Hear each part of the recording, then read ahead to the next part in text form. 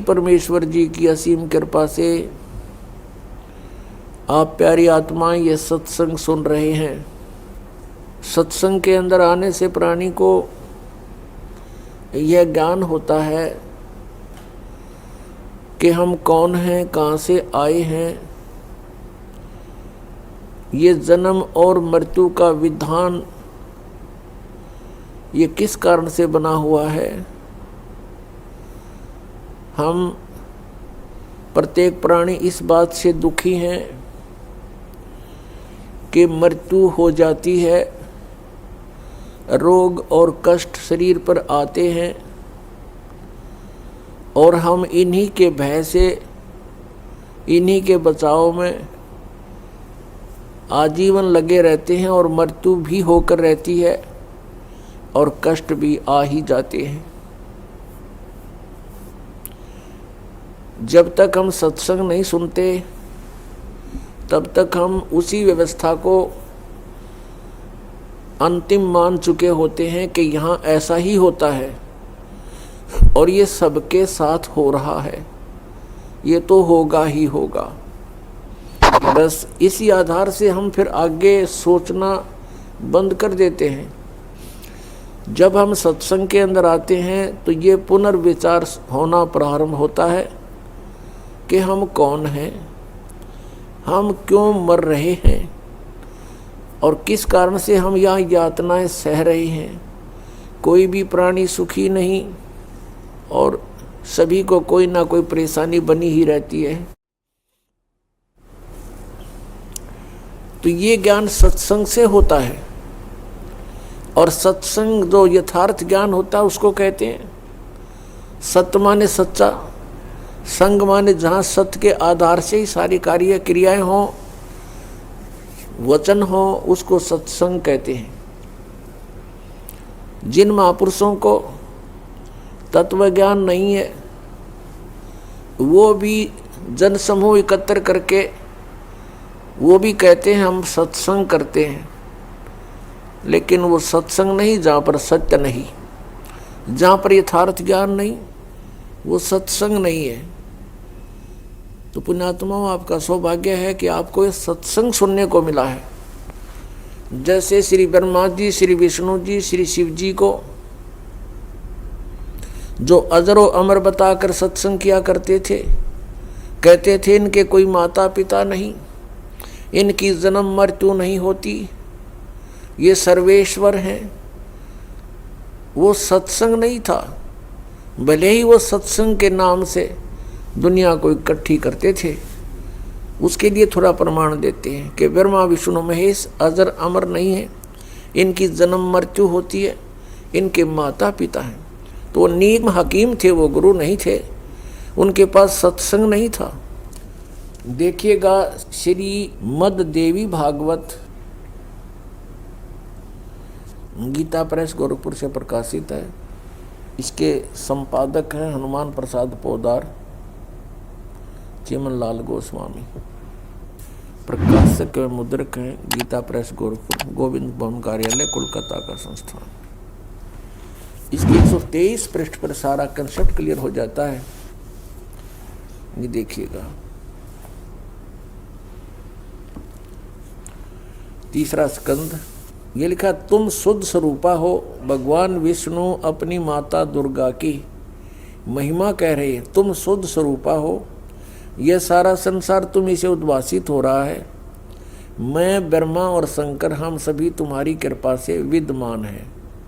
हमारा आविर्भाव माने जन्म और तिरोभाव माने मृत्यु हुआ करता है। हमारा जन्म और मृत्यु होता है, केवल तुम ही नित्य हो, जगत जननी हो, प्रकृति और सनातनी देवी हो। स्पष्ट हो गया, ब्रह्मा विष्णु महेश का जन्म मृत्यु होता है, यह अविनाशी नहीं है। और दुर्गा को प्रकृति भी कहते हैं, ये भी याद रखना। भगवान शंकर बोले, देवी यदि महाभाग विष्णु तुम्ही से प्रकट हुए हैं तो उनके बाद उत्पन्न होने वाले ब्रह्मा भी तुम्हारे बालक हुए, फिर मैं तमोगुणी लीला करने वाला शंकर क्या तुम्हारी संतान नहीं हुआ? अर्थात मुझे भी उत्पन्न करने वाली तुम ही हो। शिवे, संपूर्ण संसार की सृष्टि करने में तुम बड़ी चतुर हो।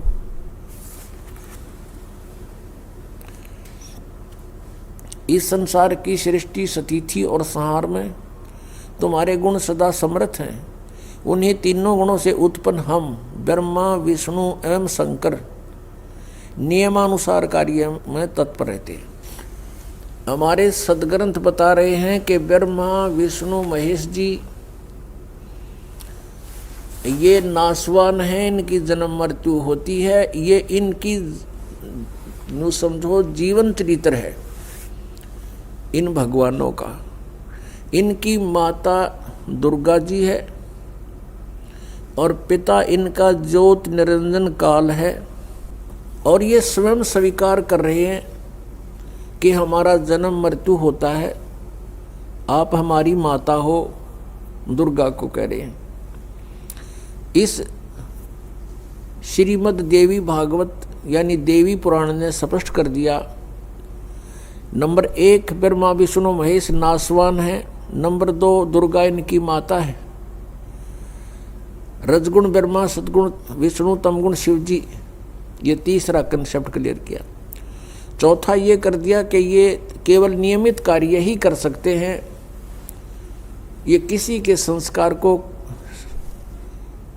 यानी अच्छे को या बुरे को कम या ज़्यादा नहीं कर सकते।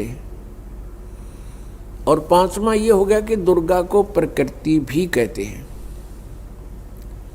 तो पुण्यात्माओं जो ये ज्ञान देते थे तो सत्संग नहीं करते थे, वो सत्संग नहीं था, वो लोक वेद दंत कथा बकवाद थी, उसको सत्संग नहीं कह सकते। अब वर्तमान के अंदर जो सतपुरुष परमेश्वर कबीर देव जी द्वारा अपने मुखारविंद से बोली अमृतवाणी के अंदर से कुछ वाणी चुरा ली और उन वाणियों के आधार से स्वयं भू संत बन बैठे, हल्दी की गांठ से पंसारी बन गए वो, और उनको कख का पता नहीं, सतलोक सचखंड की बातें करते हैं। ये कौन से पंथ हैं? राधा स्वामी पंथ, इसकी सभी शाखाएं, इनके पास कख भी नहीं है, कोरा अज्ञान भरे हुए हैं, जनता को बर्बाद कर रहे हैं। सत्कर मानना पुण्यात्माओं, दास का उद्देश्य है कि सच्चाई को जनसाधारण के रूबरू करूं ताकि इन अज्ञानियों से पीछा छूटे जिन्होंने जीवन अपना भी नाश कर लिया और आपके लिए भी बाधक बने हुए हैं।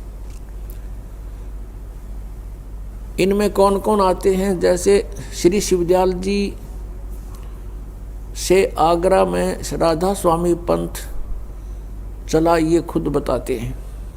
और शिवदयाल जी से एक शाखा निकली व्यास, वहाँ श्री जयमल सिंह जी उनके शिष्य हुए हैं, और उनकी मृत्यु यानी शिवदयाल जी की मृत्यु के 11 वर्ष बाद आपे नाम देने लगे, स्वयंभू गुरु बन गए, जबकि उनको कोई आदेश नाम देने का नहीं था और श्री शिवदयाल जी का कोई गुरु नहीं था।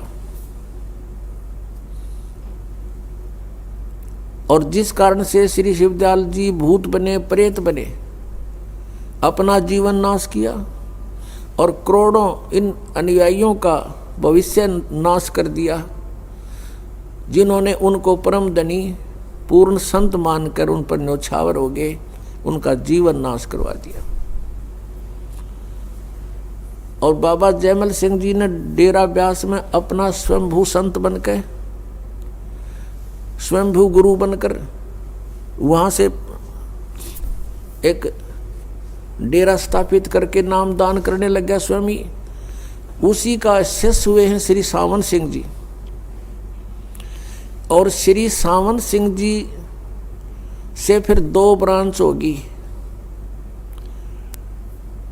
श्री सावंत सिंह जी के शिष्य थे बिलोचिस्तानी शाह मस्ताना। वैसे तो अनेक शिष्य थे, लेकिन ये 2 मुख्य इसमें अपने आप को गद्दी का अधिकारी मानते थे। कौन कौन? बिलोचिस्तानी शाह मस्ताना, उनका वास्तविक नाम श्री खेमामल सिंह जी था,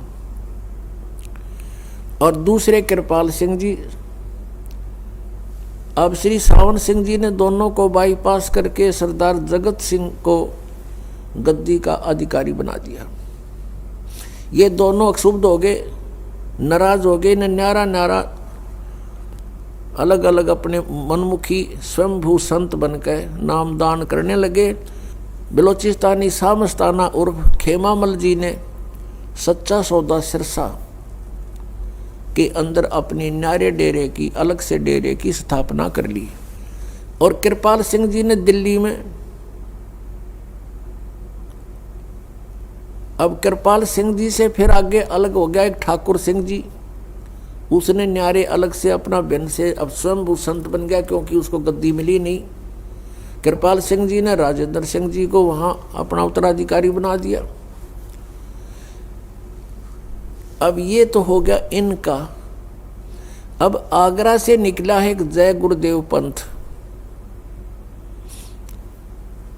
आगरा से ही निकला है एक भिवानी के अंदर श्री ताराचंद जी ने वहां जनोद गांव के अंदर एक डेरा स्थापित किया।